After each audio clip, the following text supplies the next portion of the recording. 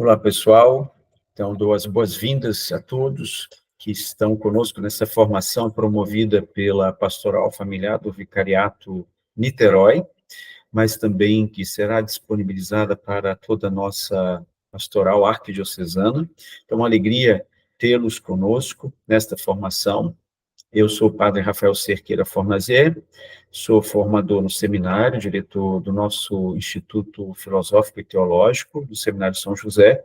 Também estou como administrador da paróquia São João Batista em Tenente Jardim e assistente eclesiástico para a pastoral familiar na nossa arquidiocese e também no nosso vicariato. Eu também sou diretor da seção brasileira do Pontifício Instituto Teológico João Paulo II para as Ciências do Matrimônio e da Família, que tem sede em Salvador, mas que é ligado à rede internacional do Pontifício Instituto, que tem a sua sede central em Roma, e foi criado pelo próprio São João Paulo II, praticamente no mesmo ano da publicação do famoso texto, que eu acho que todos aqui conhecem, ou se não conhecem, valeria a pena conhecer, que é o texto Familiares Consórcio, a respeito dos deveres da família na atualidade. Também em Salvador sou professor da Universidade Católica, no programa de família, de mestrado e doutorado em família na sociedade contemporânea, já há quase 10 anos. Então, mais uma vez, repito, uma alegria para nós. Eu gostaria de convidar a todos a nos colocarmos sob a proteção da Virgem Maria, para que possamos, então, dar início a essa nossa formação. Em nome do Pai, do Filho e do Espírito Santo. Amém. Ave Maria, cheia de graça, o Senhor é convosco. Bendita sois vós entre as mulheres, bendito é o fruto do vosso ventre, Jesus. Santa Maria, Mãe de Deus, rogai por nós, pecadores, agora e na hora de nossa morte. Amém. São José, rogai por nós. Então, eu proponho que, em alguns minutos, vou tentar aí não passar dos 45, 50 minutos, eu faça uma exposição, depois a gente abre para algumas breves perguntas, tá? Então, eu vou aqui compartilhar a minha tela com vocês.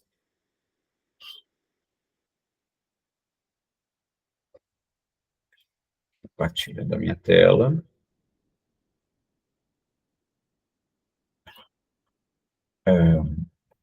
Então, espero que todos estejam já visualizando a minha apresentação, né? Peço, caso não seja, né, não esteja acontecendo, que a nosso suporte técnico aí, nossos irmãos, né, nossa irmã Larissa ou Eduardo e Marli, que me sinalizem, por gentileza, pelo WhatsApp, se não estiverem vendo. Se estiver, ok, não precisam sinalizar, não precisam mandar mensagem.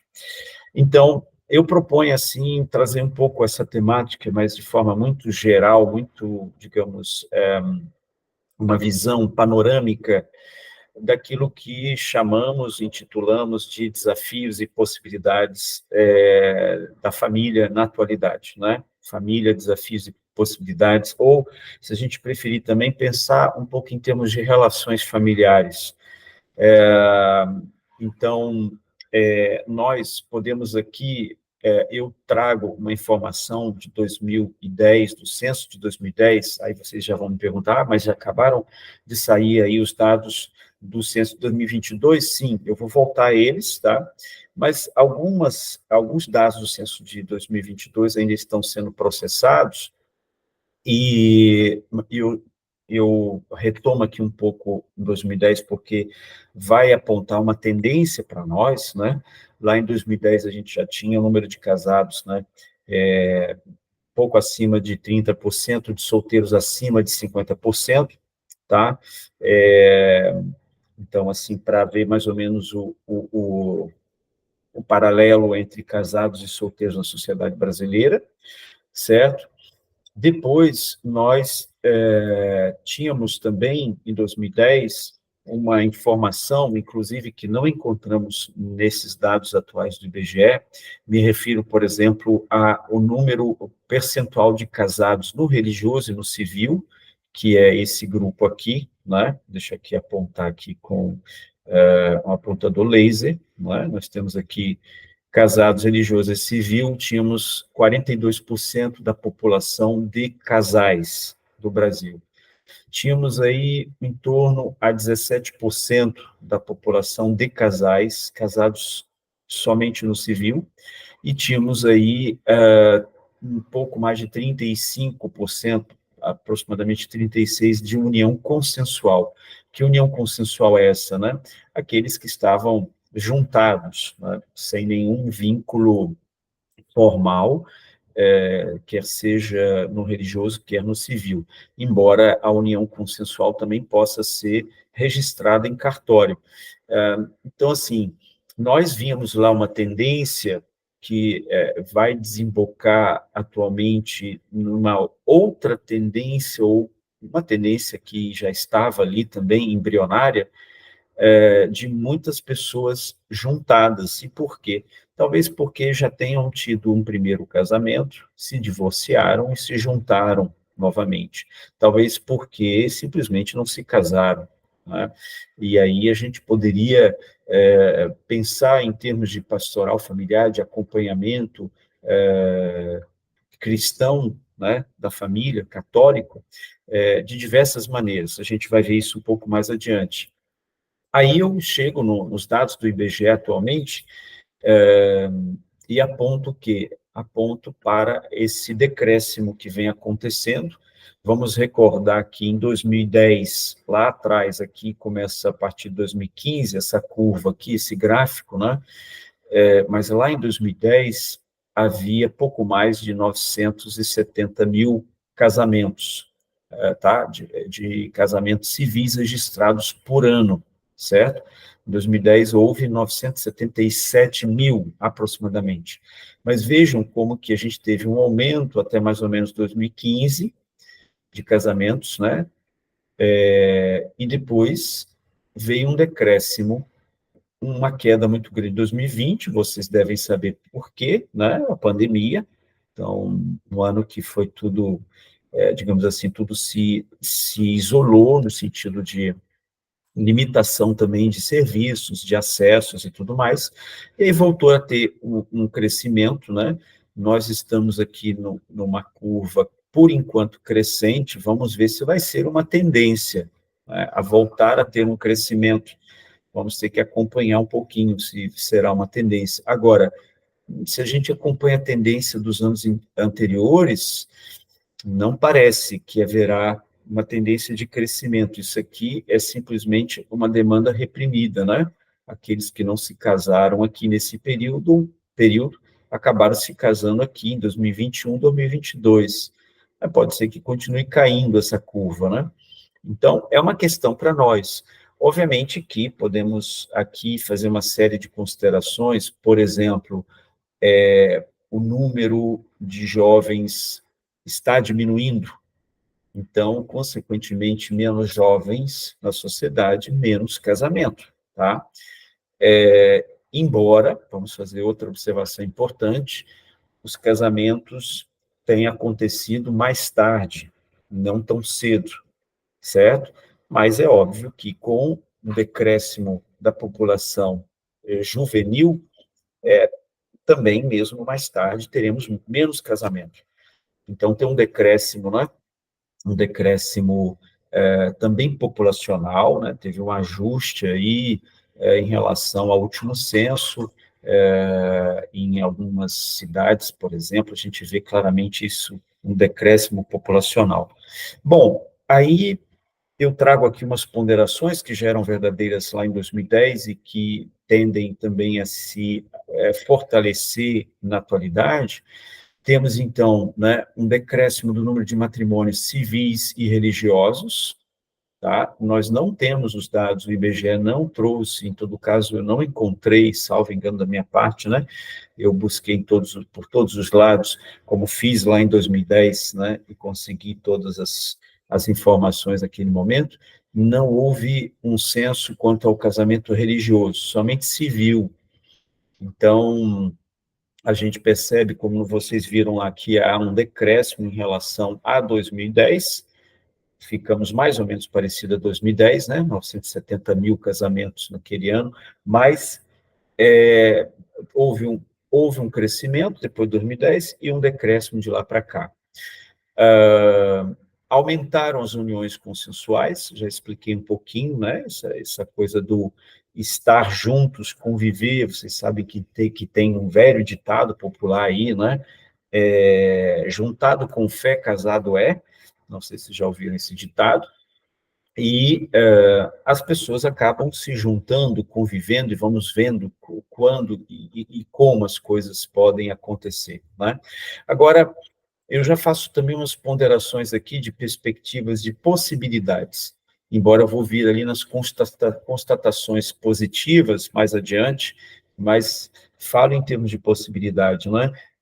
Sobretudo a partir do documento do Papa Francisco, Amoris Laetitia, tentar aproveitar essas situações também, caminhar com essas pessoas, né? As pessoas, muitas dessas pessoas estão nas nossas comunidades, vêm, quer dizer, tem muita gente convivente, e aí tentar entender, é preciso dar oportunidades para que essas pessoas coloquem um pouco a sua situação. Esse é o grande desafio, né? Em termos de, se a gente fala de desafio, quando e onde, como essas pessoas podem colocar as suas situações para poderem caminhar numa vida de experiência de família cristã, tá? Então, aqui eu faço também uma ressalva que não fiz lá atrás, importante a gente dizer que a gente está numa perspectiva, em contexto, né, da nossa fé católica cristã sobre a família. Então, quando a gente fala de desafios e possibilidades da família, nós estamos falando numa perspectiva de uma vocação cristã da família, ok? Nós não estamos falando em termos de regulação, de normatizações, né, de como organizar a vida em sociedade, na qual se encontram em diversas situações familiares. Nós estamos falando numa perspectiva, não que a gente esteja alheio, não é isso. Nós estamos dentro da sociedade também, é verdade, mas nós estamos dentro de uma perspectiva em que se deseja também que tenhamos experimentado ou que experimentemos o encontro com Jesus Cristo, que nos provoca uma caminhada a uma busca da sua vontade, né? Claro que faz com que façamos um caminho em que nem sempre tudo já está pronto, né? Que nem sempre tudo já está óbvio ali, que tudo está, digamos, ajeitado, né? Tem muitas pessoas que começam a caminhada e começam no momento em que acabaram de se divorciar, ok? Então, mas começa uma caminhada. Bom, encontrei o Senhor me chama a fazer um caminho. Como fazer esse caminho com Ele agora na minha situação de vida familiar? Então, vejam que nós nos situamos nesse contexto, né? Talvez lá fora alguma orientação no campo da psicologia, alguma orientação no campo do direito, vão propor tantas outras coisas, né? E vão, talvez, tentar, digamos assim, fazer uma adaptação da situação. Pronto, basta. Nós, talvez vamos pensar em termos de um caminho processual de maior encontro com o Senhor, de perceber a vida, a história, talvez, né, buscar um caminho de reconciliação, em suma. Então, só para fazer esse parênteses aqui, que deveria ter feito logo ao início.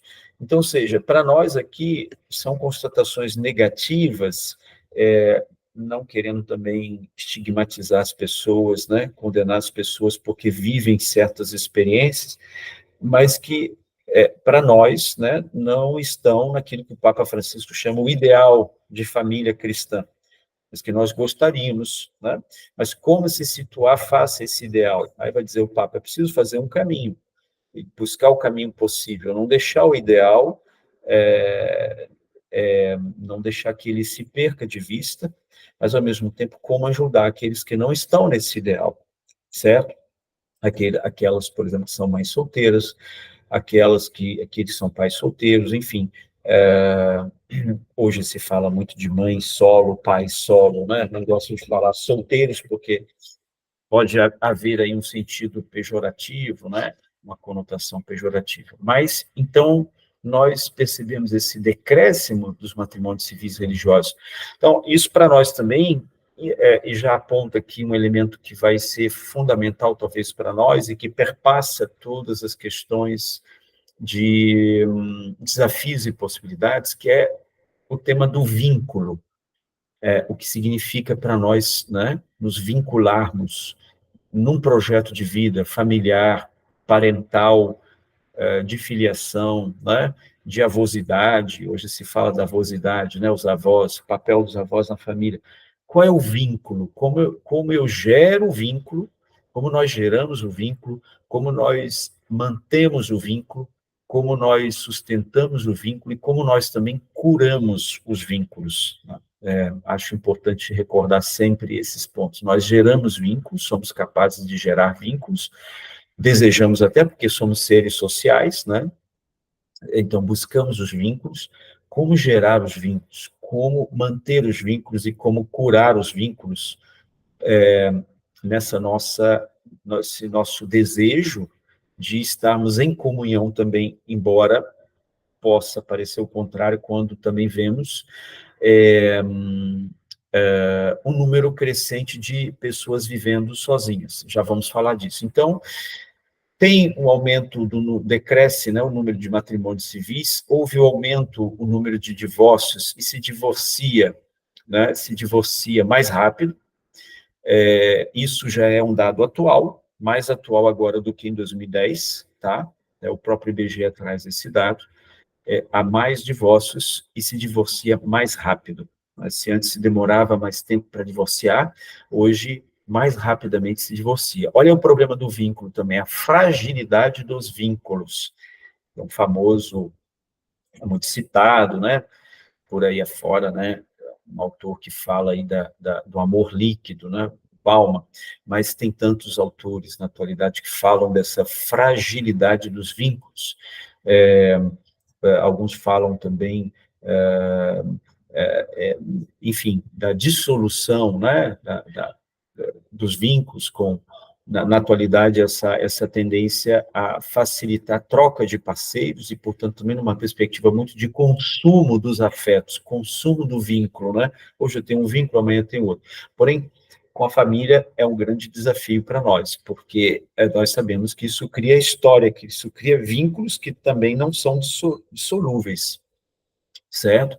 Bom, para nós cristãos católicos, né, para o católico, por exemplo, o matrimônio é para toda a vida.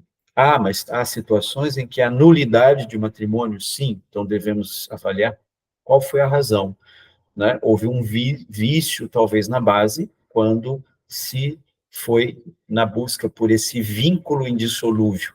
Então, o vínculo indissolúvel não existiu necessariamente, porque houve um vício lá na liberdade ou em relação a alguns elementos do matrimônio que são essenciais, né? Então, ou seja, aumenta o número de divórcios e se divorcia-se mais rápido, decresce a taxa de natalidade e a fecundidade. O que eu quero dizer com isso? Taxa de natalidade, né, é o número de filhos por mulher. O IBGE não deu esse número atual, até pouco tempo antes da divulgação, ou antes mesmo da realização desse censo de 2022, havia um site do IBGE que trazia dados da população em tempo real, em função dos registros civis, etc., etc., né? Bom, se supunha, em todo caso, e ali tinha também um pouco o número de filhos por mulher no Brasil, que já há muito tempo está abaixo da linha da reposição, né? Estávamos ali a 1,79 filhos por mulher, a taxa da reposição da população é 2,1 filhos por mulher. Então, já há muito tempo que o Brasil vem nessa linha, nessa curva decrescente. E o IBGE colocou agora que, de fato, é um dado muito relevante, né? É um recorde de diminuição da natalidade desde a década de 70. Então, é preocupante, muito preocupante isso, porque isso tem impactos no que se refere, por exemplo, à previdência social, certo? É um número menor de pessoas trabalhando para sustentar um número maior de pessoas já aposentadas, já, né, é, na pensão, enfim. Então, aí temos, alguns já estão falando, né, perdemos o bônus demográfico. Qual era o bônus demográfico, né? Muita gente nativa para menos gente já aposentada. Então, não temos mais esse bônus demográfico, né? Porque nossa pirâmide demográfica, que não é mais uma pirâmide, né? É um barril, né? Antes era uma pirâmide, no topo os idosos e na base muito maior número de jovens, né? E vai diminuindo à medida que se sobe para as idades mais avançadas. Não, agora é um barril. Na base já temos muito menos nascimentos, que daqui a pouco vai subir, vai virar uma coluna, isso é preocupante. Então, ou seja, aqui temos um dado também para nós, enquanto igreja, importante, até porque um dos elementos que dão validade ao matrimônio é justamente a abertura à vida. E como tratar desse tema com as pessoas? Porque também foi apontado pelo IBGE, por meio de gráficos, cada vez mais as mulheres têm tido filhos mais tarde, né? E aí, uma grande questão também, porque isso também traz outro tema que eu coloco aqui, por que o decréscimo da fecundidade? Porque justamente as mulheres tendo filhos mais tarde, vão tê-los em idade fértil, que vai diminuindo, né, em que a fertilidade vai diminuindo. Então, se é menos fecundo em certas idades do que em outras, né? Então, o aumento também da busca pela reprodução assistida em laboratório, porque se chega a uma idade, não se consegue mais ter filhos, porque a idade fértil vai diminuindo, né? O período, né, da idade fértil vai diminuindo, e, assim, é preciso recorrer à reprodução assistida, que é outro tema importante para nós, a gente às vezes não debate muito isso. Claro, isso depende dos contextos, das classes sociais onde nossas paróquias estão, comunidades, né? Porque reprodução assistida é como é que eu posso chamar disso? Uma intervenção, não vou chamar de tratamento, porque muitos especialistas dizem que não trata, né? É um modo de contornar o problema que origina a infertilidade para se chegar ao produto que é o filho. É uma intervenção, né, na saúde feminina e masculina, porque os dois às vezes são envolvidos, mas o impacto maior, obviamente, é na saúde da mulher, é, e, na, e é, enfim, na própria mulher, né? Então, ou seja, há aquilo que nós podemos chamar também de um decréscimo da fecundidade, e uma grande questão quanto à produção de embriões em laboratório, implantação desses embriões, né? São temas que, assim, poderíamos tratar aqui durante muito tempo, não estamos fazendo esse panorama geral, mas que para nós aparecem de vez em quando, né? Como lidar com isso? Como tratar do assunto quando um casal, por exemplo, diz, nós não queremos ter filhos, né?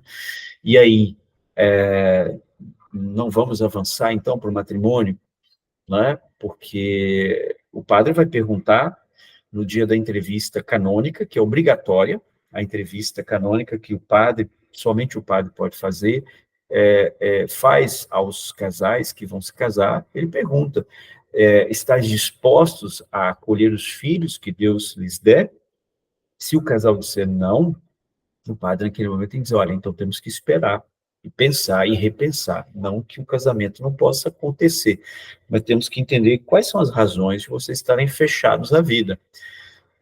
Isso não é, gente, vamos lá, colocar aqui, isso é um tema bastante, pode parecer, alguns acusam a igreja de querer somente produzir biologicamente porque quer batizar mais pessoas para aumentar aí as suas fileiras, né? Não é um dado somente biológico a questão da transmissão da vida para o ser humano, como poderia ser para os animais, né? Simplesmente manutenção da espécie. Não é isso. Para o ser humano, se trata também de um significado da relação humana, um significado que diz que dois não se bastam a si mesmo, né? Que na união de dois há uma necessária abertura a um terceiro. Claro, a gente poderia dizer, olha, esse terceiro não pode ser uma criança adotada, porque também não conseguimos ter filhos, nós queremos ter filhos, mas não conseguimos ter filhos. Sim, pode ser também, mas uma coisa é a gente querer ter filhos, outra coisa é a gente não querer ter filhos, né?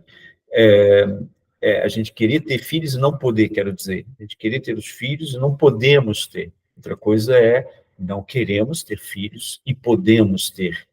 Então, aí, para nós, em todo caso, e não só para nós, alguns filósofos trabalharam muito bem esse tema, o próprio famoso filósofo Emmanuel Levinas, o filósofo da alteridade, disse, olha, a verdadeira alteridade, ela não se fecha na relação de dois, né?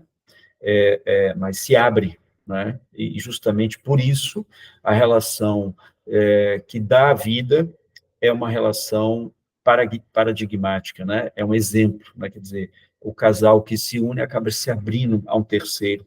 Isso é fundamental, porque senão há uma fusão, né?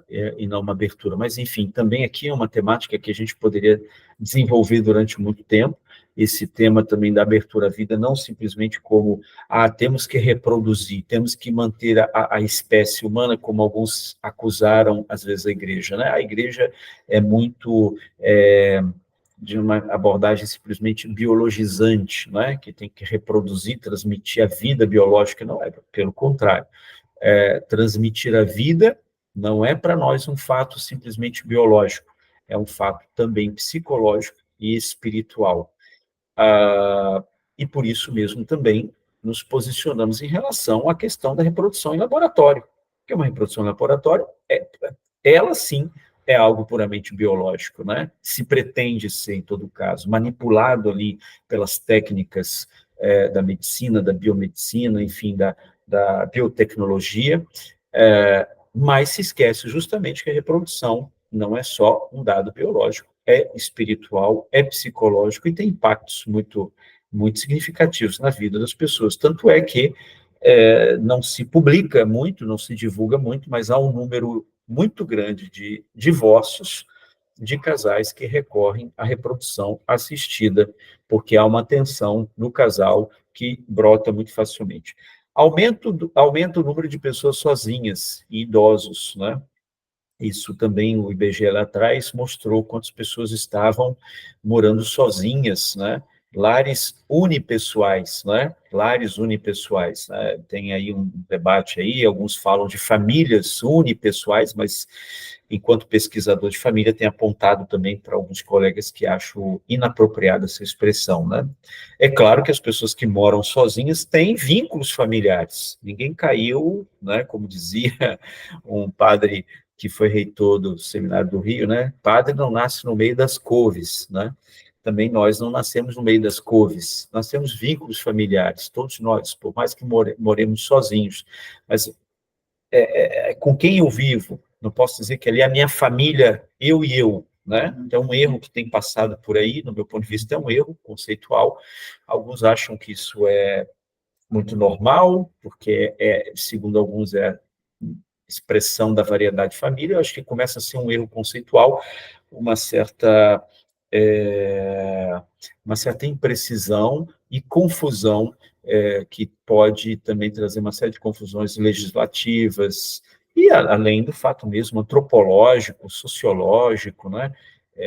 Em suma, aumenta o número de famílias monoparentais, sobretudo mães solteiras, né, ou mães solo, quer dizer, muitas mulheres. O IBGE mostrou também que nesses divórcios aí, a mulher continua sendo aquela que assume a maior parte do tempo a guarda dos filhos, e na a guarda compartilhada aumentou, mas muitas vezes é a mulher que acaba assumindo muitas responsabilidades, e o homem ficou a mesma coisa, né? Em termos de responsabilidade de guarda dos filhos, né? Aumenta essa pressão lobby homossexual para equiparar a todo custo, né? É como se fosse tudo muito igual. Isso é um tema muito sensível, eu sei, né? Sei porque vivo também num meio acadêmico, onde já se fala como se fosse exatamente a mesma coisa, porém, nós percebemos que há uma série de questões que surgem nesses contextos também, e que mostram que há necessidade de se fazer algumas distinções. Por exemplo, quando se trata da questão da transmissão da vida, não é a mesma coisa, né? Não tem que recorrer a um terceiro, né? Quando se trata de duas mulheres ou dois homens, tem que pedir, no caso de duas mulheres, a um homem para que faça o papel do doador ou o papel do genitor, né? No caso dos dois homens, a mesma coisa. Então, isso coloca uma série de questões parentais, de vínculos psicológicos, mas isso, infelizmente, é muito calado, porque se fala que, às vezes, tratar dessas questões, isso é homofobia. Então, com muito jeito, a gente na academia tem tentado trazer essas questões, né, para mostrar, olha, é preciso pensar. Agora, a legislação do Brasil já aprovou, como vocês sabem, aprovou em termos de Supremo, né, o que é lamentável, o que mostra também, aqui deixo registrado, sem nenhum receio de dizê-lo, né, que mostra também um pouco a nossa tendência no Brasil de ter o judiciário muito ativo, né? Uma intervenção contínua do judiciário, como a gente vem vendo aí, que, o meu ponto de vista, é algo que deveria ser questionado pelas classes intelectuais e pensantes do nosso país e que não está acontecendo, né? Nós temos um judiciário muito ativo, né? Para além das suas competências, não cabe ao judiciário ficar legislando a todo momento, como está fazendo. E é o caso, por exemplo, da união afetiva, né? O Supremo decidiu equiparar com a união heterossexual, e depois o Conselho Nacional de Justiça, na época com o Joaquim Barbosa, decidiu também equiparar ao casamento, né? Vocês sabem que é um pouquinho diferente, tem pequenas nuances aí, mas é um pouquinho diferente. União civil e casamento civil não são idênticos, né? Tem uma pequena diferença na legislação, são muito próximos, né? Então, se equiparou primeiro a união civil, homoafetiva, a união heterossexual. Então, há uma pressão, e com isso se cala também um pouco as pesquisas, enfim. O divórcio, uma constatação negativa é que isso aí de pesquisas, né, que temos também, o divórcio empobrece a família, mas é fonte de consumo na sociedade. Por que isso? Porque pelo divórcio, né, as pessoas se separando, claro, eu tenho que comprar, para quem pode, né, adquirir uma outra casa, ou alugar outra casa, né? Um sai, leva a cama, o outro fica sem cama, um fica com a geladeira, o outro vai sem geladeira. Então, é óbvio que a multiplicação de lares, e se possível for lares unipessoais, né, pessoa sozinha vivendo de relações esporádicas, vai ter aí um consumo na sociedade de consumo muito maior do que se houver uma família estável em que as coisas são compartilhadas, né? Se costuma dizer que a mesma quantidade de produto de limpeza para se limpar um apartamento com uma pessoa é a mesma para se limpar um apartamento com duas, ou três até. E há pesquisas, o próprio IBGE já mostrou isso no passado, que uma família que tem um filho e uma família que tem dois filhos vai gastar, a diferença não é muito depois no final das contas, né? Porque tem questão de escola que tem um impacto maior, mas as diferenças não são enormes, né? Não é que tudo dobra. Bom, então, o Papa Francisco dizia: a família atravessa uma crise cultural profunda, como todas as comunidades e vínculos sociais. No caso da família, a fragilidade dos vínculos, olha aí esse tema que é importante para nós, reveste-se de especial gravidade, porque se trata da célula básica da sociedade, o espaço onde se aprende a conviver na diferença e a pertencer aos outros, e onde os pais transmitem a fé aos seus filhos. O matrimônio tende a ser visto como mera forma de gratificação afetiva, que se pode constituir de qualquer maneira e modificar-se de acordo com a sensibilidade de cada um. Quer dizer, né? Hoje nem matrimônio mais a gente está falando de união, né? União consensual, união civil registrada no cartório, faz, desfaz, o casamento ou matrimônio civil facilmente também dissolvido, né?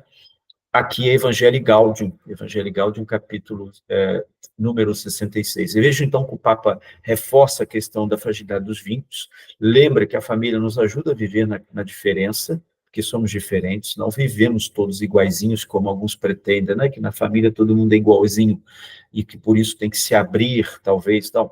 Claro, a necessidade, não estou aqui dizendo que a escola não seja necessária para essa abertura também ao mundo, não vou por essa linha, mas também pensar que a família, que na família todo mundo pensa igualzinho, isso não é verdade, como dizem alguns, né? E pertencer aos outros, tema muito sensível, né? O tema da pertença. Nós pertencemos a uma história de família, todos nós, isso constitui a nossa identidade. Bom, aí continua o Papa: o homem e a mulher deste mundo pós-moderno correm o risco permanente de se tornar profundamente individualistas, e muitos problemas sociais de hoje estão relacionados com a busca egoísta de uma satisfação imediata, com as crises dos laços familiares e sociais, com as dificuldades em reconhecer o outro. Muitas vezes há um consumo excessivo e míope dos pais que prejudica os próprios filhos, que sentem cada vez mais dificuldade em comprar casa própria e fundar uma família. Aqui a questão também de colocar a barra, né? Para ter família, preciso já ter tudo pronto, já sair já com o mesmo nível que meus pais têm, que levaram anos para construir. Aqui é um tema importante para nós também. Os filhos que não saem de casa, né? Porque na casa tem tudo que não teriam se saíssem de casa. É claro que aqui a gente não está trazendo todos os temas, poderiam lembrar tantos temas também que envolvem a vida de família e tocam os vínculos, né? A questão das famílias com pessoas, né, com deficiência, que é um desafio muito grande, provoca a nossa reflexão na atualidade, né? Os desafios para a família com crianças ou com pessoas com deficiência, né? A família que tem problemas, né, de vícios de droga, álcool, etc., a própria violência, né? A família de imigrantes, as famílias de nômades, né? Aqui penso nos ciganos, mas tantos outros, enfim. Isso em alguns outros países é mais forte do que nós, mas aqui também. Mas aí o Papa diz, mas a contribuição indispensável do matrimônio à sociedade supera o nível da afetividade e o das necessidades ocasionais do casal. Como ensinam os bispos franceses, não provém do sentimento amoroso, efêmero por definição, mas da profundidade do compromisso assumido pelos esposos que aceitam entrar numa união de vida total. Quer dizer, o matrimônio não é só uma questão de escolha afetiva, puramente privada, mas tem aí uma contribuição social. Poderíamos aqui falar muito tempo sobre isso, como que alguns pesquisadores sobre conjugalidade gostam de recordar que o casamento, ele tira o casal da anomia. O que é isso, né? Ajuda o casal a sair da falta de regras para um contexto onde há regras compartilhadas entre os dois, e lembra que também estamos numa sociedade em que há regras compartilhadas para o bem comum, para a vida organizada, né? Bom, aí o Papa continua: quero salientar a importância central da família, porque é o lugar onde a vida, dom de Deus, pode ser convenientemente acolhida e protegida contra os múltiplos ataques a que está exposta, inclusive a questão do aborto, né? E pode desenvolver-se segundo as exigências de um crescimento humano autêntico. Contra a denominada cultura da morte, a família, inclusive saiu agora um recente documento que lembra tudo isso, né, a posição da igreja em relação ao aborto, eutanásia, enfim. A família constitui a sede da cultura da vida. Papa João Paulo II já falava isso lá também, né? Na família cultivam-se os primeiros hábitos de amor e cuidado da vida, como, por exemplo, o uso correto das coisas, a ordem e a limpeza, o respeito pelo ecossistema local e a proteção de todas as criaturas. A família é o lugar da formação integral, onde se desenvolvem os distintos aspectos intimamente relacionados entre si, do amadurecimento pessoal. Costuma-se dizer que a família é o único local onde cada um de nós é tomado na sua totalidade. O único local, nem a escola consegue assumir uma pessoa na sua totalidade. Que totalidade é essa? Em termos de situação psicológica, afetiva, humana, questões de saúde, de trabalho, de educação, de lazer, de relacionamentos de amizade. Tudo se trata na família. Na escola, muita coisa do que acabo de dizer é tratado, mas nem tudo. nem tudo vai para a escola, né? Agora, na família, sim, é o único local. No trabalho, a gente trata do trabalho, podemos até falar um pouquinho de lazer, da vida familiar, mas trabalho é trabalho, né? Na vida de igreja, muitas vezes também nem tudo passa, embora também poderíamos fazer um paralelo aí, né, com a igreja como família, em que muita coisa também chega até nós, né, mas ainda continua sendo a família em que todas, o lugar em que todas as questões pessoais acabam brotando. Na família aprende-se a pedir licença sem servilismo, a dizer obrigado como expressão de uma sentida avaliação das coisas que recebemos, a dominar a agressividade ou a ganância e a pedir desculpa quando fazemos algo de mal. Essa grande proximidade da família, que nos faz viver tudo isso, para nós, e não só para nós, para muita gente aí que estuda família, é considerado somente uma escola de, de relações humanas para a vida em sociedade também. Isso aqui é Laudato Si, tá? Algumas constatações positivas, então, aqui eu acho que eu peguei ainda uma versão anterior, que lá pelos idos de 2010, né, mas ainda hoje isso é verdade, nas nossas pesquisas a gente sempre pergunta o que é a família para você, e aí as pessoas dizem a família é tudo, a família é tudo, é o maior bem, né? É o maior valor, a família, para a sociedade em geral, brasileira sobretudo, né? Para a juventude, também, numa pesquisa ali pelos idos de 2010, também apontava a família como o primeiro valor, passando antes do lazer, do trabalho, dos bens, etc, etc. O casamento também, naquela época, agora caiu mais, a gente está vendo, está caindo, provavelmente. O casamento ainda era desejado pelos jovens, talvez não, bem provavelmente esse dado já é um dado desatualizado por conta justamente do número da diminuição dos casamentos, né? Quer dizer, vamos lá, vamos tentar entrar um pouquinho na subjetividade das pessoas. Uma coisa é não ter o casamento, não haver casamento. Outra coisa é dizer que não se deseja o casamento, certo? São duas coisas distintas.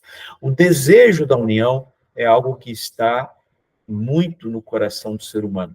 O desejo que nós podemos chamar de desejo nupcial, ele é mantido, né? Tanto é que ele é mantido até no coração das pessoas homossexuais que desejam se unir a uma outra pessoa e querem ser reconhecidas assim. Não é verdade? É tão forte que também nas pessoas homossexuais está ali. Então, na maioria, em todo caso das pessoas, a gente percebe esse desejo um desejo unitivo que chamamos de desejo nupcial. A grande questão é o passo para se realizar um projeto de comunhão de vida com outra pessoa. Aí que entra o desafio para nós também, enquanto igreja, enquanto acompanha, enquanto prepara, enquanto sugere o casamento. Como fazer, né? Que os jovens, aí entra uma série de questões. Por que, então, não há casamento? Por uma série de razões, né? O medo do futuro, estabilidades econômicas, medo de se vai conseguir conviver com uma outra pessoa, uma série de razões. Ou por pura escolha, alguns vão dizer, eu não quero. Tudo bem. Alguns têm manifestado o fato de não quero me casar. Mas ainda uma boa parte da população, ou grande maioria, manifesta esse desejo unitivo, desejo nupcial. Quem se posiciona de outro modo, claro, aqui temos que ter um pouco de cuidado quando a gente fala isso, né? Mas pode haver ali algumas dificuldades relacionais, inclusive até se a gente for analisar a vida da pessoa como um todo e sua vida na sociedade, né? Não quero ninguém na minha vida, prefiro o meu cachorro, meu gato. Bom, como é que essa pessoa convive em sociedade? Será que consegue conviver? É uma grande questão, sem estigmatizar ninguém, sem aqui condenar ninguém também. Uma família com filhos contribui mais com o crescimento humano e o bem-estar pessoal e social. Isso aqui são pesquisas que dizem, não sou eu que digo, não é a igreja quem diz, né? Há uma série de fatores aqui. Vamos colocar um muito básico aqui. A população está envelhecendo, não está? Imagine um casal que decide não ter filhos e envelhece sem filhos. Ou um casal, claro, que não tem filhos porque não pode ter filhos. Tudo bem, aí é uma outra questão, é um sofrimento, é uma dor, Mas os casais que decidem não ter filhos, eles estão como que dizendo assim, bom, nós não queremos ter filhos, quem quiser que os tenha. Mas quem vai sustentar esse casal depois, essa população idosa que não teve filhos, são os filhos daquela população idosa que teve filhos. Então, ou seja, vejam como que é uma questão delicada, né? A gente poderia até dizer, bom, tá bom, se a gente não dá nossa contribuição para a sociedade, em termos, por assim dizer, né? Não vamos aqui cair numa questão assim, de obrigatoriedade de ter filhos, né? Abertura à vida, o filho é um dom, né? Os filhos são um dom. Então, a gente também acolhe como um dom. Mas há uma missão, né? Transmissão da vida é uma missão também. Bom, então, o bem-estar social e pessoal, os filhos abrem também os pais para a vida no mundo, colocam os pais em relação com o mundo, com outras famílias. Há pesquisas que mostram que os filhos abrem os pais, que em casais com filhos tendem mais a ser abertos à religião, à transcendência, ok? E por aí afora vai. A família é o lugar da confiança. A Confederação Nacional da Indústria fez uma pesquisa em 2013 no Brasil e mostrou quanto que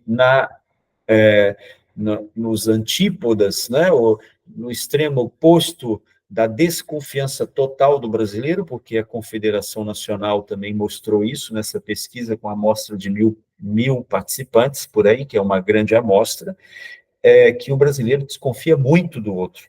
Entre 80% e 90% dos brasileiros dizem desconfiar totalmente ou quase totalmente do outro. E no extremo oposto, temos a família. As pessoas dizem que confiam totalmente ou quase totalmente, até quase 95% das respostas na família. Isso é interessante e importante, mas um desafio, que também mostra como que a família talvez não está conseguindo fazer circular essa confiança. A família se adapta e não morre. Ela está aí. Alguns anunciaram a morte da família na década de 70, né? Inclusive, eu conheço colegas que têm aí já uma certa idade que diziam, eu era um desses aí, uma dessas que dizia que a família morreria, mas não morreu. O desejo de família continua por aí, tá? Bom, aí vem para nós questões de pastoral familiar, do nosso cuidado com a família, nós que somos da pastoral, mas eu sempre digo também que é para nós também uma atenção em termos de cuidado com as nossas famílias. Pastoral da família não é só uma estrutura, é um cuidado que todos nós somos chamados a ter em família, com as nossas famílias, com as famílias com as quais convivemos, né? Então, atendimento parcial, mas também possibilidades, noivos que buscam o sacramento do matrimônio, população pequena, decrescente, né? Nós temos visto isso, um desafio para nós. Os nossos encontros de noivos, como vão, como estão, né? Preparação valiosa, mas muito limitada na duração, é a questão aí do caminho catecumenal, que está surgindo, nos provocando a pensar mais sobre uma preparação no tempo, e não somente pontual, mas é desafiador. Ainda existe caso de conteúdos e métodos obsoletos e trabalho em paralelo à pastoral, né? Me refiro à preparação para o matrimônio, os famosos cursos de noivos, né? Ou mesmo em concorrência com a pastoral familiar. Então, integrar mais o setor pré-matrimonial, né? E ampliar o serviço. Atendimento parcial, casais em situações regulares ou regularizáveis, né? Cerca de 40% dos casais, 15% da população, isso aqui ainda na época do IBGE 2010, né? Tem disponível a ajuda dos movimentos familiares que atendem parte deste grupo e realizam excelente trabalho. Quem, por exemplo, né? SCC acolhe muitos casais que são pessoas conviventes que podem regularizar a sua situação, né? Nós temos muita gente na comunidade que vem nos perguntar e padre, estamos juntos há muitos anos, mas não sei, ele não quer. Aí temos que, às vezes, convencer um por causa do outro que caminha um jeitinho, às vezes pode facilitar a celebração, no sentido de não precisa fazer com todas as pompas, pode fazer ali, né, ali na sacristia, porque o homem tem vergonha, facilitar em relação aos valores, tudo isso são situações que a gente pode acompanhar. E hoje, claro, aquelas situações em que se é necessário, né, fazer o caminho de nulidade matrimonial para alguns também. A cooperação, a articulação entre movimentos e pastoral familiar tem muito espaço para crescer nesse sentido, né? Eu citei aqui o SCC, mas a gente pode pensar em outros. A articulação pós e setor casos especiais, né? Atendimento parcial 3, casais em nova união têm disponível ajuda dos diversos movimentos de segunda união ou de nova união, tem se preferido falar mais de nova união do que segunda união, porque alguns estão também numa terceira união, certo? Então é importante que a gente recorde isso, não, e não é raro mais, vamos lembrar que isso não é mais raro, tem gente que já está numa terceira união. Então temos falado mais de novas uniões, que realizam um excelente trabalho. Parte destes casais são atendidos. A integração dos casais em segunda união, nova união na igreja, tem muito espaço para crescer. Articulação, integração dos movimentos no setor, casos especiais, tem bom caminho a percorrer. Tá? A população ampla é espaço dos três setores, né?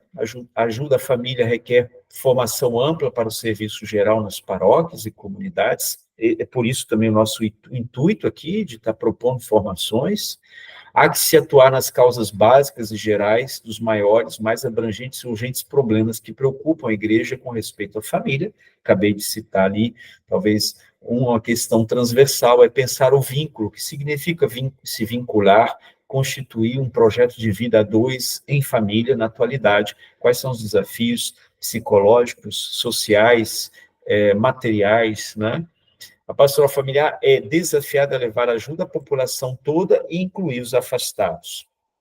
Aqui cito alguns trechos do Papa João Paulo II, documentos da igreja, que falam dessa importância da pastoral para atuar aí com as famílias e pelas famílias. Em cada diocese, vasta ou pequena, rica ou pobre, dotada ou não de clero, o bispo estará atingindo com sabedoria pastoral, estará fazendo investimento altamente compensador, estará construindo a médio prazo a sua igreja particular, à medida que der o máximo apoio a uma pastoral familiar efetiva. Então, 1990, Papa falando aos bispos brasileiros. Ainda em 91, a família deve ser a vossa grande prioridade pastoral. Sem uma família respeitada e estável, não pode haver um organismo social sadio. Sem ela, não pode haver uma verdadeira comunidade eclesial. Familiares consórcio número 3, no momento histórico em que a família é o alvo de numerosas forças que a procuram destruir ou, de qualquer modo, deformar, a igreja, sabedora de que o bem da sociedade de si mesma está profundamente ligado ao bem da família, sente de modo mais vivo e veemente a sua missão de proclamar a todos o desígnio de Deus sobre o matrimônio e sobre a família. Portanto, desígnio aqui, vamos lembrar, vocação. Existe uma proposta vocacional, não é só uma teoria sobre a família, é um chamado. Isso nos ajuda muito a sair, talvez, de concorrência que a gente tenta fazer com as mudanças da legislação. A gente propõe, né? Aí cabe aquelas que desejam caminhar nessa direção, assumir e avançar nesse sentido, né? A igreja defende a vida, é contra o aborto, mas vamos lembrar onde a igreja está hoje, países como a França, Itália, né, Estados Unidos, o aborto é legalizado. Cabe ao católico, aquele que é convicto, seguir o chamado de Deus, né, e se posicionar de outro modo. Não estou dizendo, não estou querendo que aconteça no Brasil, mas se vier a acontecer, isso não deve acabar a nossa fé, não deve terminar com a nossa caminhada, né? Lamentamos e vamos denunciar, claro, vamos tentar nos opor sempre. Bom, então, para lhe assegurar a plena vitalidade e promoção humana e cristã, contribuindo assim para a renovação da sociedade e do próprio povo de Deus. Puebla, né, que é a América Latina, é preciso empregar todas as forças para que a pastoral familiar se afirme. Puebla, reunião dos nossos bispos, né, da Conferência Latino-Americana, tá? É um dos documentos. Precisa empregar todas as forças para que a pastoral familiar se afirme e se desenvolva, dedicando-se a um setor verdadeiramente prioritário, com a certeza de que a evangelização no futuro depende, em grande parte, da igreja doméstica. Santo Domingo, outra conferência latino-americana, é necessário fazer da pastoral familiar uma prioridade básica, sentida, real e atuante. Básica como fronteira da nova evangelização, sentida, isto é, acolhida e assumida por toda a comunidade diocesana real, porque será respaldada concreta e decididamente pelo bispo diocesano e por seus párocos. Atuante, ou seja, deve estar inserida numa pastoral orgânica, não se isolar, mas está. Documento de Aparecida, né? Nosso último a última grande conferência latino-americana até o momento. Visto que a família é o valor mais querido por nossos povos, cremos que se deve assumir a preocupação por ela como um dos eixos transversais de toda a ação evangelizadora da Igreja.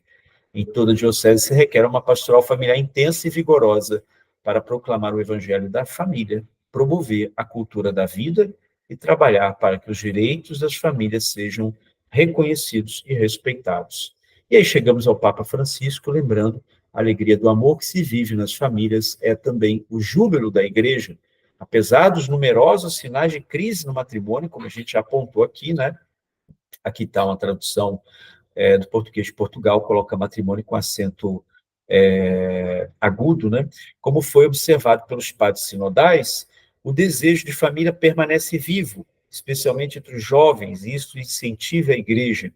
Como resposta a este anseio, o anúncio cristão sobre a família é verdadeiramente uma boa notícia. É um anúncio, é uma boa notícia, tá? Bom, pulo um pouquinho aqui para falar um pouquinho do... Não vou tratar de todos esses temas aqui, tá? Quero só pontuar aqui a questão do acompanhamento para o matrimônio e a vida familiar, já que justamente é a questão do vínculo, como se vincular, como cuidar desses vínculos. E o Papa, então, fala, vou trazer 3 palavrinhas aqui, encerro com isso, fala do tema da fidelidade, né? Que a fidelidade justamente é um elemento importante nessa questão do vínculo, e fala desse amor que é um amor fiel, um amor perseverante, não se cansa nunca de amar sua igreja, falando do amor de Cristo para com a igreja, mas é o amor também que Cristo doa aos casais, né, aos noivos e a toda a família. É um amor fecundo, é um amor fiel. Jesus é o fiel. São Paulo, em uma de suas cartas, diz: se tu conheceres Cristo, se tu confessares Cristo, ele te confessará a ti diante do Pai. Se tu renegares Cristo, ele te renegará a ti. Se tu não for fiel a Cristo, ele permanecerá fiel, porque não pode renegar a si mesmo. A fidelidade é própria do amor de Jesus. E o amor de Jesus pela sua igreja é fiel. Esta fidelidade é como uma luz sobre o matrimônio. A fidelidade do amor, sempre. Depois, portanto, então, reforçar os vínculos interpessoais na família, tá? Eu deveria ter já passado aqui as transições, mas vamos lá. A perseverança. Se vincular exige perseverança. Se vincular exige fidelidade, exige perseverança, né? Nada fácil nos tempos de hoje em que a gente desiste facilmente, o jovem desiste facilmente, muda de rumo quando encontra as primeiras dificuldades. A vida matrimonial deve ser perseverante, diz o Papa, porque, caso contrário, o amor não pode andar para frente. A perseverança no amor, nos momentos bonitos, nos momentos difíceis, quando surgem os problemas com os filhos, econômicos, aqui, problemas lá. Mas o amor persevera, vai adiante, sempre procurando resolver as coisas para salvar a família.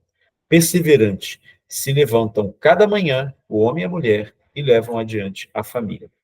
E a fecundidade, o vínculo familiar, ele é constituído de fecundidade. Como eu disse, o casal, para nós, não se basta a si mesmo, se abre e com os filhos formam esse vínculo fecundo.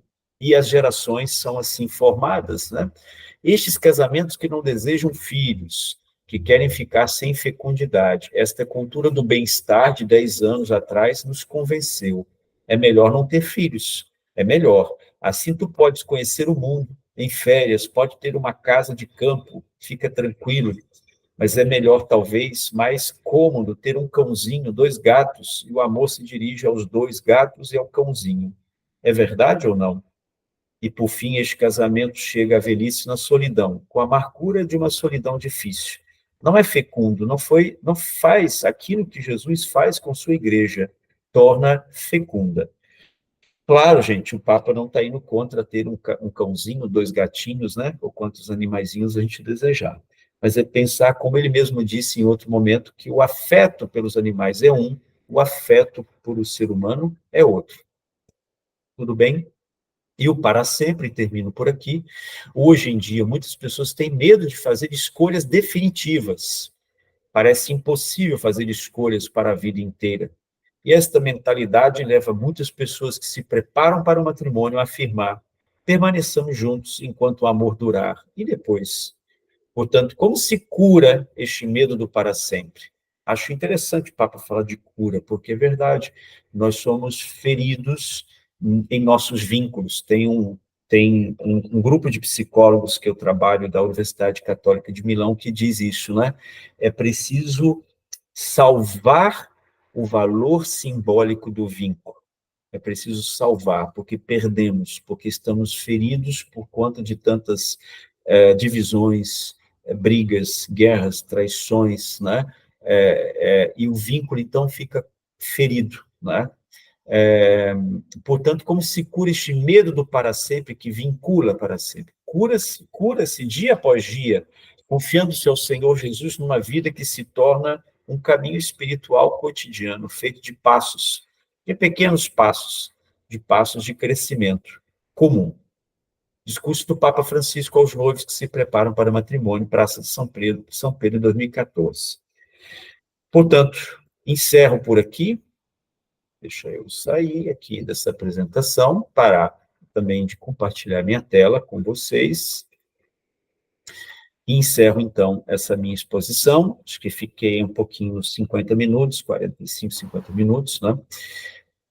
Agradeço a atenção de todos e acho que a gente pode abrir um pouquinho agora para algumas perguntas. Padre Rafael, a nossa gratidão por essa enriquecedora exposição, né, sobre os desafios da família. Estamos recebendo aqui algumas perguntas, e Eduardo está condensando algumas. Podemos começar com a primeira? Sim. Padre, o senhor abordou em vários momentos, né, a questão em torno da fragilidade dos vínculos, né? Podemos dizer que o uso das mídias sociais hoje, assim, é tão comum no nosso dia a dia, contribui para essa fragilização, já que a gente perde esse contato direto, né? Essa questão do afeto, que o senhor bem ressaltou também. Talvez possamos dizer que há um reforço dessa fragilização que já vinha acontecendo. Se a gente observar aí o período, né, de maior acentuação da utilização dos smartphones, né, redes sociais, já é no momento em que havia ali uma fragilização maior dos laços, como o Papa Francisco bem disse na Evangelii Gaudium, né, não só a família, né, mas também as diversas instituições sociais perderam muito, né, essa, digamos, a força dos vínculos, dos laços, né, por um questionamento, o individualismo muito acentuado, né, as pessoas cada um por si, né, a exaltação do indivíduo, do seu projeto pessoal, independente da sociedade, das instituições. E a família, então, vai sendo também levada nesse turbilhão. Então, podemos dizer que as tecnologias, que nós chamamos hoje de tecnologias digitais, informação e comunicação, que englobam tanto os hardwares, né, computadores, tablets, telefones, mas também os softwares, né, as diversas plataformas de interação, redes sociais, de comunicação, eles podem sim, como a gente vem vendo também, isso daí também, não sou eu quem digo, são as pesquisas atuais que nós fazemos com famílias e a utilização das tecnologias digitais de informação e comunicação, as TDICs, mostram que, de fato, há um desafio maior para se manter os vínculos. Vamos falar no sentido, né, contrário. Há um desafio maior para se manter os vínculos, se servindo de uma modalidade que virtualiza também muito as nossas relações, que facilitam também. Nós sabemos, hoje, filhos que vão para a Europa, né, falam com os pais todos os dias pelo WhatsApp, né, videoconferência, então isso também ajuda a manter os vínculos. Mas também nós sabemos que, por outro lado, pode haver um excesso de utilização, como de fato isso vem sendo constatado, sobretudo nas gerações mais novas, as famosas gerações aí, Z, alfa, né? Então, assim, essas gerações têm passado muito tempo diante da tela e muito no mundo virtual, e nem sempre isso é com os membros da família. E às vezes perde-se um pouco, né? A vida conjugal também temos estudos aí também, como que o casal, às vezes, né, tem se relacionado e como que o uso do smartphone, sobretudo, que está tudo aqui no final das contas, né, pode dificultar um pouco mais os vínculos que devem ser ali trabalhados na relação conjugal. Podem ajudar, mas podem também dificultar em certos momentos. Ok. Padre, nesse percurso que o senhor expôs, desde a Familiares Consórcio, passando pela Amores Letícia, a atuação da pastoral familiar teve alguma alteração?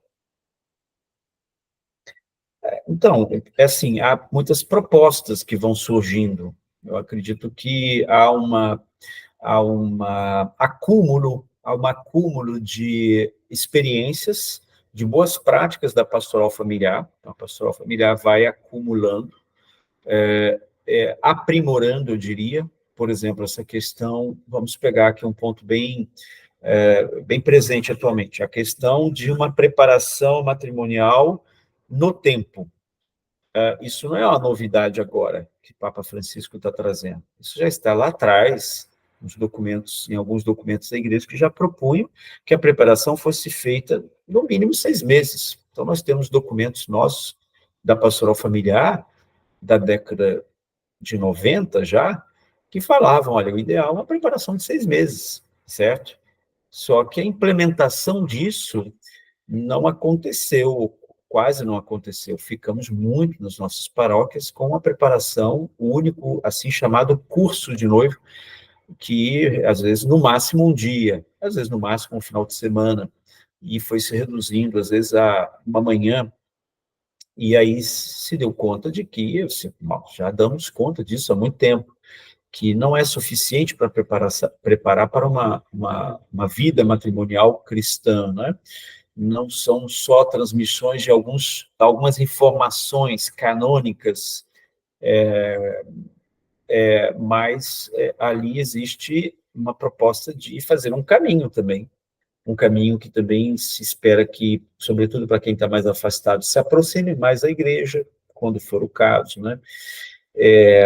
Então, eu acho que é um acúmulo de práticas, de boas práticas, a gente pode dizer assim, né? Como se diz em algumas áreas do saber, né? Boas práticas que foram sendo realizadas, e a pastoral foi sabendo perceber tudo isso. Há uma riqueza muito grande, acredito eu, de experiência da própria pastoral familiar ao longo dos anos, desde a sua criação lá na década de 80, a partir dos movimentos, né? Com a ajuda dos movimentos, né? Não sei se vocês sabem, a história da pastoral aqui no Brasil, ela nasce assim, com uma grande proposta de encontro dos movimentos familiares, dali surge, então, a nossa pastoral familiar orgânica, organizada, né? Sistematizada. Então, há uma riqueza de propostas, de conhecimento, de experiências vindas de todo o nosso Brasil e de fora também, que a pastoral vem colocando em prática. Acredito que o grande desafio aí é que acho que houve um fosso, né? Um gap, como se diz muitas vezes em inglês, né? Um fosso entre as práticas da pastoral e a preparação, a formação dos ministros ordenados, que talvez não acompanhou esse caminho rico da pastoral e não soube lançar mão em vários momentos da caminhada da pastoral para a vida das nossas comunidades. Talvez por excesso de atividades, por parte do pároco, muitas vezes sozinho, né? Não ter pessoas também mais bem preparadas para assumirem algumas frentes de trabalho com a pastoral. Talvez por isso, mas também eu vejo, como professor também de seminário, que é uma lacuna nossa na nossa formação, né? Há muito pouco de formação pastoral e a gente aprende na prática, mas se na prática não tem, talvez, possibilidade também de haver transmissão para o futuro padre, fica por isso mesmo, né? Então, acredito que tenha havido isso daí. Ou, acho que houve um interesse maior, e por meio também das próprias facilitações aí, que aí sim a tecnologia da informação ajudou muito a divulgar, a disseminar o que a gente tem, material, conteúdo, né? Então, isso ajudou muito a difundir mais as nossas ações da pastoral. Antes ficava muito reservado em algumas publicações que chegavam através dos correios para alguns, isso não chegava a todos, né? Tudo bem? Ok, padre. Então, para a gente poder finalizar, né? Não estou Tem, vendo vocês mais, vocês fecharam a câmera ou só eu mesmo que não vejo vocês mais? é, algum problema Tudo bem, aqui tá bom. na câmera, mas o senhor me escuta, né? O senhor me ouve, Sim, perfeitamente. certo? Ah, tem uma pergunta a respeito sobre o novo documento, né, que saiu essa semana, né? A dignidade humana. O senhor poderia falar brevemente sobre ele? Então, brevemente, acho que interessante, acho que ali é uma posição doutrinal somente para, vamos lá, assim, talvez sendo redundante, marcar posição, deixar claro qual é a posição da igreja sobre aborto, sobre a questão da diferença sexual, porque se trata da questão de gênero, né? Sobre a questão da posição do casamento, face às pessoas homossexuais, né? Ao mesmo tempo que marca a posição, fala também nessa necessária acolhida e tentativa também de acompanhar, né? Portanto, para evitar qualquer tipo de incompreensão quanto a o que a igreja realmente defende no que concerne a vida e a família, o documento veio para reforçar esses pontos, eu diria. Então, vale a pena dar uma olhada, não há um grande debate ali no documento, né? Há simplesmente uma recordação, uma reafirmação, uma pontuação daquilo que é doutrinal, que a igreja vem, nos últimos anos, defendendo, e como ela vem se posicionando face à sociedade no que concerne esses temas. Então, o que eu aconselho é que todos possam ler, tirando as dúvidas, né, ou com o seu próprio padre, ou com pessoas formadas, né, mas eu acho que é bem claro ali, não há uma proposta ali de um longo documento a ser trabalhado para ser implementado, né, como é o caso, por exemplo, do documento que fala da caminho catecumenal, né, para a preparação ao matrimônio, que tem que ser estudado, trabalhado para ver como implementar. Ali se trata de recordar algumas posições da igreja quanto à vida, seu início, seu fim, como ela entende o matrimônio, mas ao mesmo tempo do respeito, da acolhida das pessoas que estão caminhando conosco e que talvez pensam diferente, ou talvez tenham a questão, por exemplo, da experiência da homossexualidade, como acompanhar tudo isso de modo também caridoso, na misericórdia, sem deixar de afirmar aquilo que é convicção fundamentada, não convicção também tirada do mundo da lua, como se diz, né? Uma convicção fundamentada sobre a diferença sexual, sobre a relação homem-mulher, sobre o casamento, sobre a transmissão da vida. Bom, padre, teríamos outras perguntas, outras reflexões, né? O assunto é convidativo, é muito gostoso falar disso, principalmente nós que defendemos a família. Mas, por enquanto, por aqui vamos ficando, né, com gostinho de queremos mais daqui a pouco. Agradecemos a Deus neste momento a sua vocação, viu, Padre Rafael? Que nos acrescenta como igreja caminhante, com seus conhecimentos, suas reflexões, nos ajudando a sermos melhores na nossa fé. Muito obrigada, Padre Rafael, pelo seu sim. Que a Sagrada Família continue te abençoando, sendo sal e luz aí neste mundo. Podemos receber a bênção do Senhor? Com certeza. Obrigado pelas palavras também, pela oração. Então, vamos invocar a bênção sobre todos nós, né? Aqui, nosso grupo aqui dessa organização aqui dessa palestra, né? Agradecendo também a Larissa e o apoio, e a todos aqueles e aquelas que aqui se encontram também nesse momento de formação. O Senhor esteja convosco. Ele está no meio de nós. Abençoe-vos o Deus Todo-Poderoso, Pai, Filho e Espírito Santo. Amém. Obrigado, Padre. Em paz. Uma Nada. boa... Obrigado. Um abraço e Tchau, até a tchau, próxima. Padre. Tchau, tchau.